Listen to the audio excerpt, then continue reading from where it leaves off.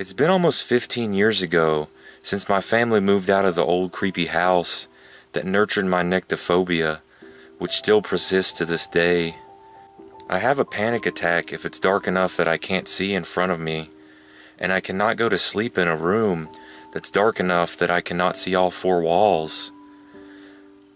So today, I always sleep with my TV on, but as a 7-year-old, I didn't have the privilege of a TV set in my room. My family was struggling, mostly due to my mom's now ex-husband's tendency to spend each paycheck to support his drug addiction. But that's a whole different story. They got a pretty good deal on this old crappy house in the poorest section of town due to being friends with the landlady. My bedroom was at the end of the hall with a single window facing the backyard and a tiny closet across from it that seemed to creak open on its own overnight as the house settled. There was no central air, so I had to rely on a window unit to keep cool during the night.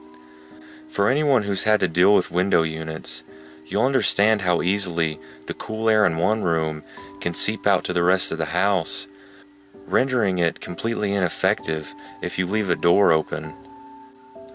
My parents refused to buy me a nightlight. "You're nearly 8 years old," they said. "You don't need to use a nightlight anymore." So I would either have to shut my bedroom door so my room would stay cool enough that I could go to sleep, or I would have to keep my door cracked open so the light from the hallway would ease my mind enough that I could sleep. In any other house, I may have been able to shut my door, hide my head beneath my blanket, and learn to sleep in the dark, but I wasn't in any other house. I was in 812 Havemeyer in Park South, a house so crappy that nobody had been willing to live there for nearly 20 years. In a neighborhood so crappy that it got demolished just a few years after we left. We lived there for less than a year, but it was my most memorable year of my entire childhood because of how terrified I was each night to go to sleep. I remember the first night sleeping in that room, door closed, blankets pulled up as the AC blasted, when the creaking of my ceiling fan suddenly got louder just as I was about to fall asleep.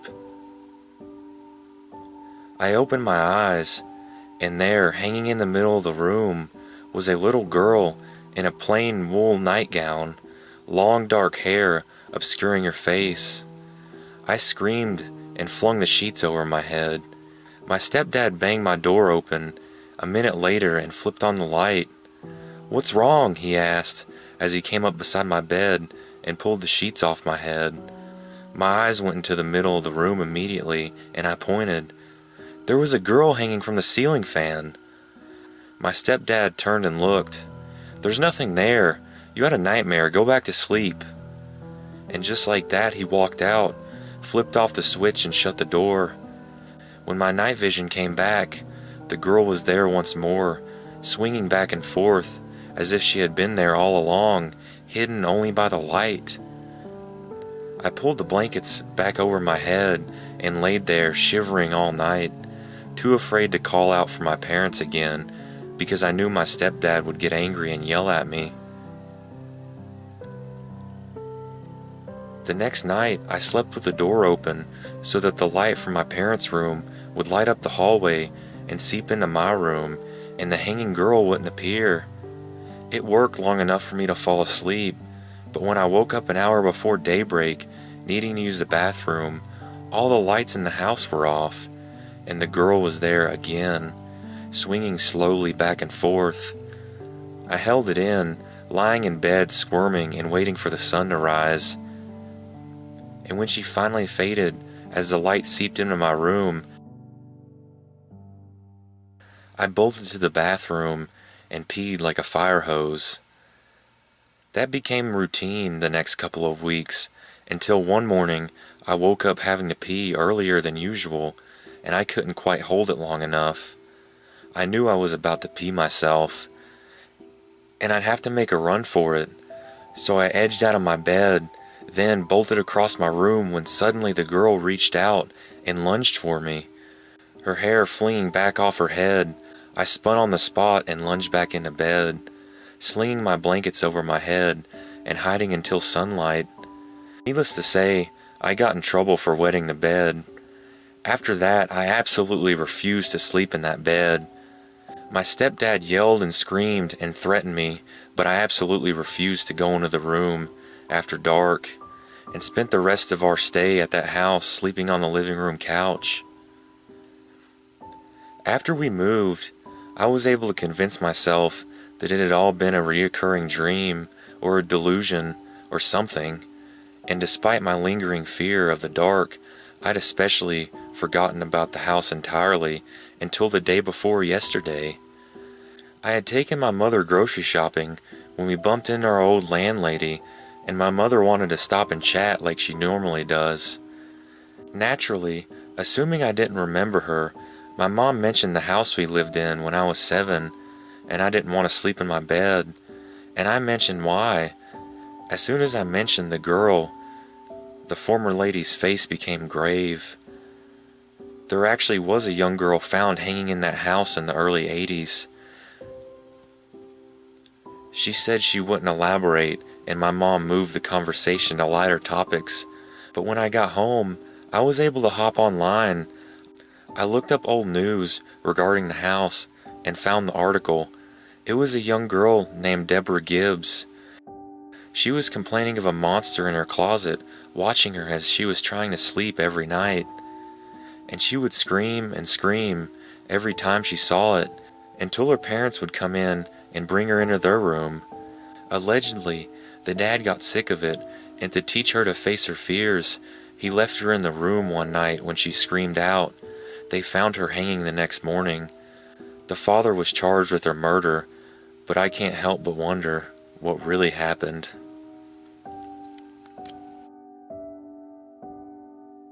When I was around 7 or 8 years old, I'm 21 now, we would go visit my grandparents in Kentucky.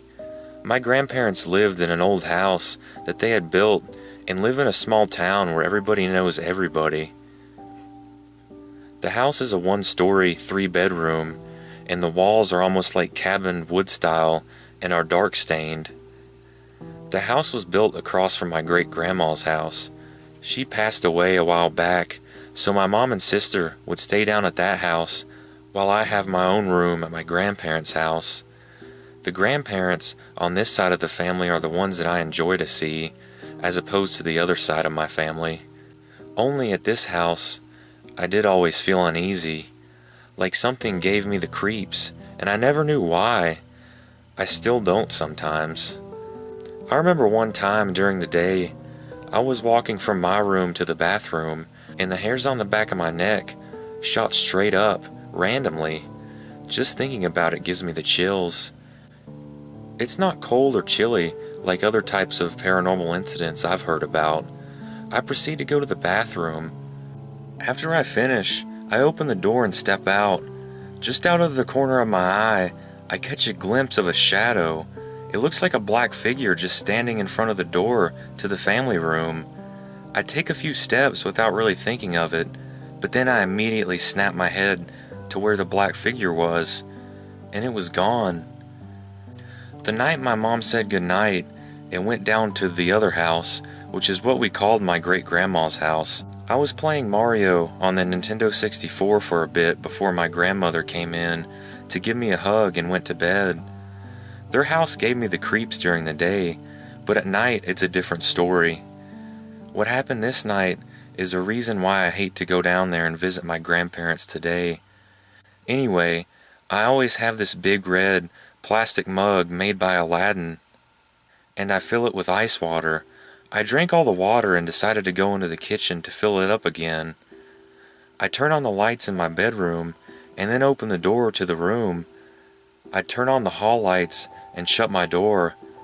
I always kinda crept through the narrow hallway and slowly peek around corners. I go around the corner and then look straight into the living room that connects to the kitchen. It is pitch black in there, and to turn on the lights I need to go about 10 feet into the blanket of darkness. I start prepping and talking myself into doing this, and eventually build up the courage. I take a long, quick, stealthy strides towards the lamp on the table and turn it right on.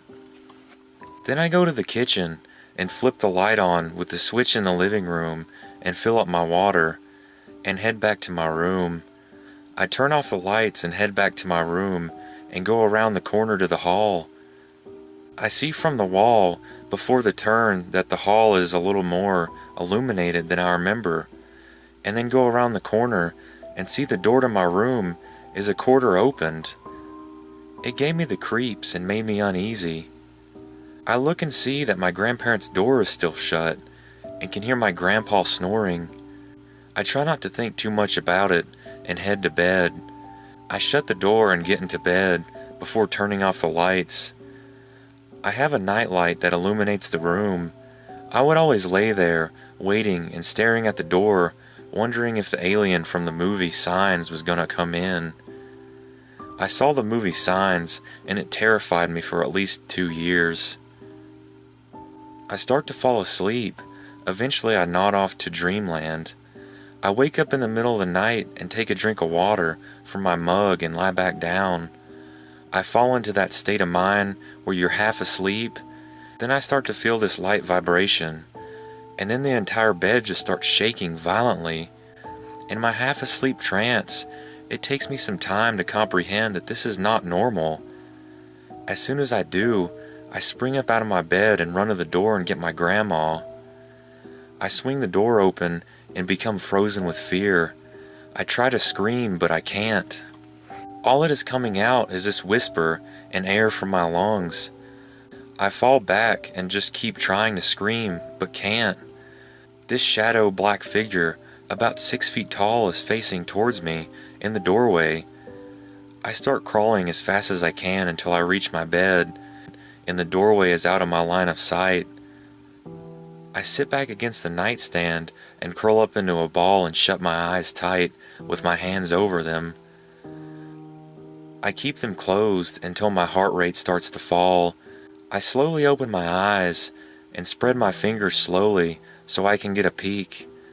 As I am spreading my fingers, the black figure is just 5 feet away from me. I cover my eyes again. I start bawling and can't scream still. Then the lights fly on and I hear, "What's wrong, sweetie?" I remove my hands from my eyes and run over to her, and she wraps her arms around me. I'm hysterical and can't talk.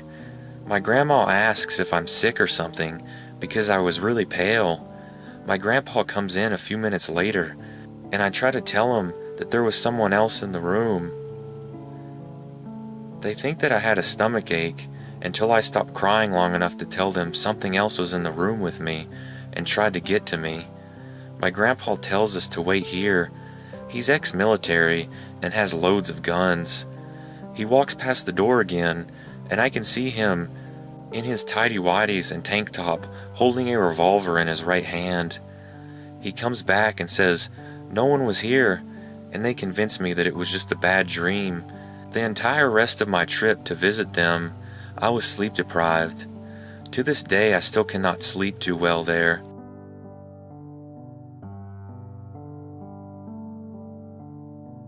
"3 years ago, I was drastically overweight and well on my way to a heart attack.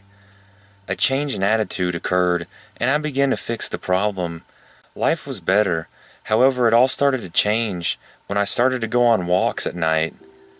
Nighttime walks were the idea, due to the embarrassment of my size, and if the desire to try to jog overtook me, well, less eyes made me feel better.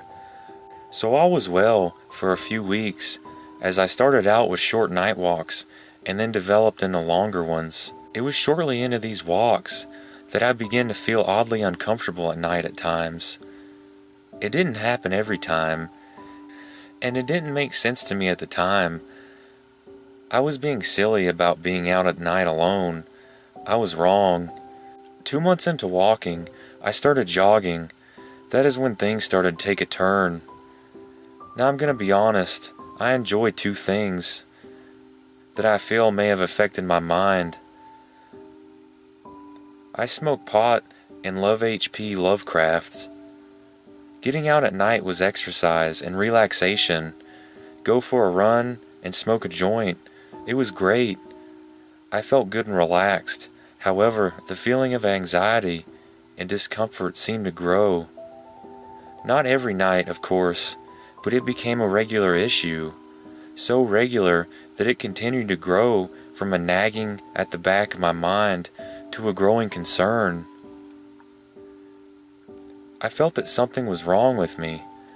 I stopped smoking, assuming it was making me paranoid. I know you all were thinking that, but nearly 2 months have passed without partaking in anything, and the anxiety still continues to grow.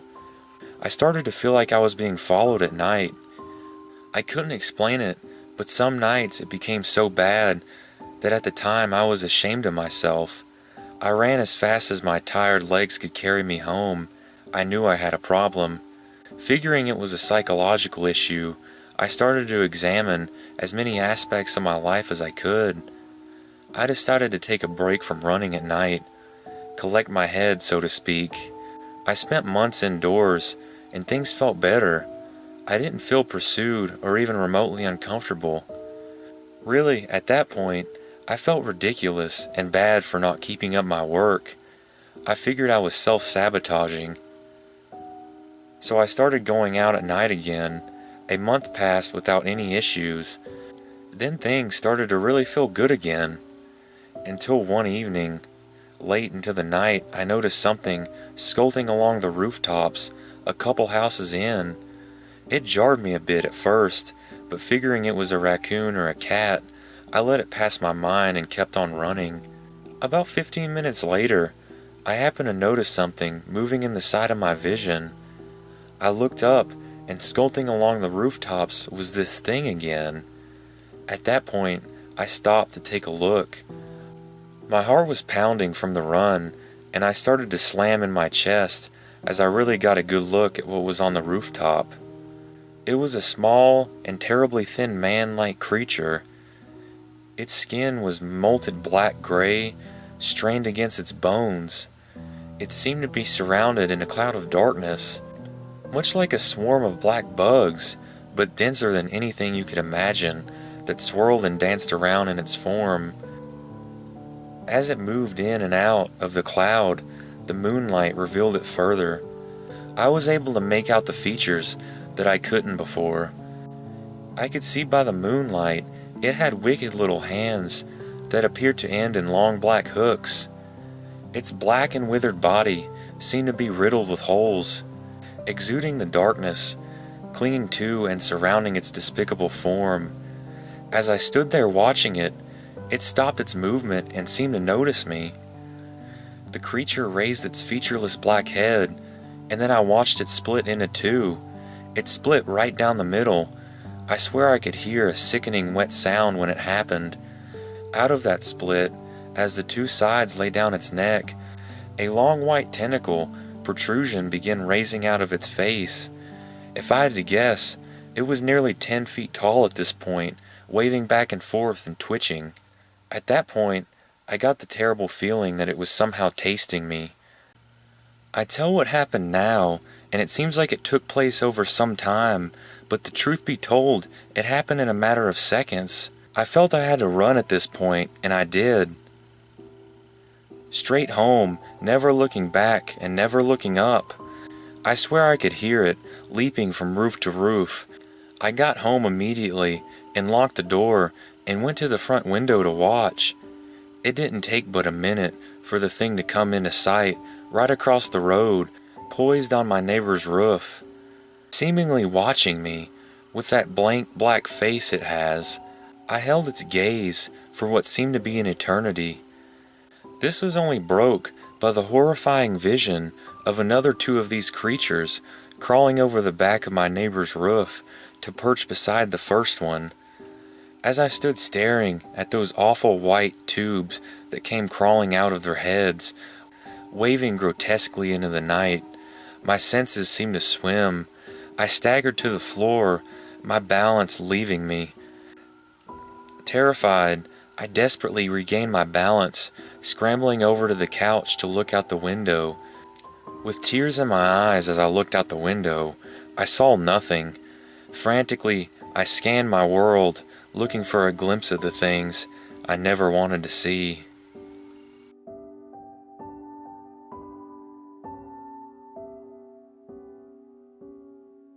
A week ago, I moved into an apartment for college. I'm a sophomore this year, so I was able to get one of those university-owned apartments on the south end of campus. They aren't super nice, but they're way better than the dorm that I had lived in last year. On move-in day, I went to the community center and got my official check-in sheet, and it looked pretty basic. It had all your standard college housing rules on it: no alcohol, no loud noises after 10 p.m. during the week, etc. The only thing that really stuck out to me was the rule regarding windows. It said that the windows always had to remain closed. That sounded kind of inconvenient since it was August and it's still pretty hot out. But when I asked the resident advisor, they said it was because the campus had an issue with birds coming in and nesting through the open windows a few years back. As silly as this sounds, I accepted the rules. After all, they were the rules. My first night in the apartment was fine. My 3 roommates and I got along well. The next day was the beginning of the heat wave. I got up to it being about 98 degrees Fahrenheit, and this is a Midwestern state. We figured there'd be a variance on the whole windows rule for this situation, so we opened one of them up and put in a box fan. That night, we all went to bed around 1 a.m., but I ended up getting up again to pee. As soon as I got up, I noticed this smell in the whole apartment. It's only a 3-room thing, but this smell was just oppressive. That kind of acrid and bitter scent, but with an undercurrent of bleach. I couldn't figure out where it was coming from in the apartment, so I figured it had to be coming from outside. Maybe one of the frat houses had had a bonfire or something. I went to close the window, and that's when I saw one of my roommates, Caleb. He was just sitting on the couch in our apartment, eyes completely glossed over, staring at the TV. He had been on a Friends binge earlier, so I figured maybe he hadn't gone to bed when the rest of us did, and fallen asleep. I touched his shoulder, and he startled a bit, but I asked him about the smell, and he said he could smell it too, but had no idea what it was, so we decided to tough it out and go back to sleep. The next night was another scorcher, so we left the fan in the window. Campus cops didn't come tell us to take it out, so we figured we could get away with it one more time. Again, we went to bed late at night, but I woke up to the sound of the TV going. Usually I just brush it off, but since we're paying for utilities, I decided to go make sure Caleb hadn't fallen asleep by the TV again. I got out there, and there he was, in front of the TV with the same glossy look on his face. But the TV wasn't right. It was playing Friends again, but it kept playing the same scene over and over again. Joey would come into the coffee shop, say something to Monica, and Ross would laugh. After 3 run-throughs of just that scene, it finally froze on Ross laughing. It just played this mechanical-sounding laughter over and over again. It freaked me out, but I figured that our Netflix had just crashed, so I turned off the TV and got Caleb up to go to bed again. The next night, we left the fan in, and everyone slept soundly as far as I know, but 3 days ago, things got really weird. This time, my roommates Austin, Allen, and I all woke up because of this thumping sound. It wasn't a constant thumping, it was more of a soft, thudding sound with no real rhythm to it, just an occasional thud, a pause, 2 thuds, a longer pause, and then another thud. We went out to the living room to see what was happening, and we found Caleb just standing against the wall, backing up and walking back into it. He seemed like he was sleepwalking, just constantly stepping back and then step forward into the wall. The TV was still on, casting a bluish light over the room. It looked like Friends had been playing, but now it was frozen on a shot of Monica screaming at something. I thought that Caleb had paused it, but the TV didn't respond to anything from the remote control. Just as we pulled Caleb back from the wall, we noticed the smell again. It was stronger this time. The burning smell seemed to take over the entire room, and somehow it smelled like we just bleached the entire floor.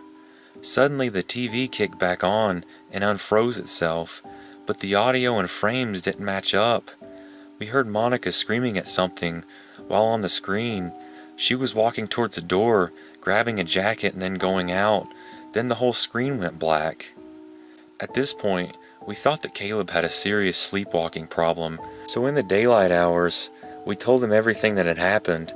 He claimed that he didn't remember any of it, but said that he'd look into getting some medication. We thought that it would be the end of it all. Then last night, everything went to pieces. We woke up because we heard the thudding again. Caleb wasn't in his bed, so we went out to the living room to find him just scrubbing the countertop. Every once in a while, he'd stub his toes on the wall or the cupboards, making the thudding sound. He was just scrubbing away at nothing, and his toes had been stubbed so many times that they were starting to bleed. Austin was starting to clearly get frustrated at losing sleep, and grabbed him by his shoulders and tried to wake him up. Caleb made a jerking motion like he had just been hit by a truck and started screaming. It was just one drawn-out scream that sounded like it held all the pain in the world. Then he suddenly stopped and threw down the scrubbing rag. He looked Austin dead in the eye and said, "He's going to clean you right up. He'll scrub you until you bleed." Then he ran right out the door. We put on shoes and tried to follow him, but he was gone. We looked around everywhere and called the campus police to report him, but they just told us that they'd keep an eye out for him. As soon as we hung up, the burning bleachy smell came back stronger than ever before. We were starting to get a little bit more nervous that it was some kind of leak or malfunction from our kitchen. So after double checking the oven, we went back to bed, leaving Alan up to watch for Caleb. This morning, Austin and I got up to the sound of sobbing and deep voices. Alan was in the living room, sitting at our table with a police officer in his head and his hands. Apparently, Caleb was found dead on a country road about 2 miles from our campus. The officers suspected a hit and run, as his body was in pretty bad shape, but noted that it was strange how clean the body looked. There was no dirt or blood or anything on him, they said. It was like he had taken a shower right after having his organs ripped out of him and his spine broken. The officer finished telling us this, and as we took in the shock, he looked over towards our window with a box fan and went stiff. "What is that window doing open?" he asked us sternly. The sound of the fan faded into the sound of Alan sobbing. "It's just so hot. We thought we could put a fan in the window. Our roommate just died. Are you really going to drill us for a little violation like that?" I asked him. "This campus has rules, and we expect that those rules will be followed," the officer yelled back. With that, he got up and ran over and pulled the fan out of the window and finished the show with a slamming of the window shut. "Now you boys keep these windows closed. I'll be back here later to question all of you, and it better not be open when I get back." And then the officer left. I don't know what to make of this. Alan said that Caleb never had any problems with sleepwalking or dementia or anything like that, and they grew up together. And why was that police officer so mad about the window being open? I don't know what's going on here, but the officer should be back for questioning in a few hours, so hopefully I can slip in some questions of my own.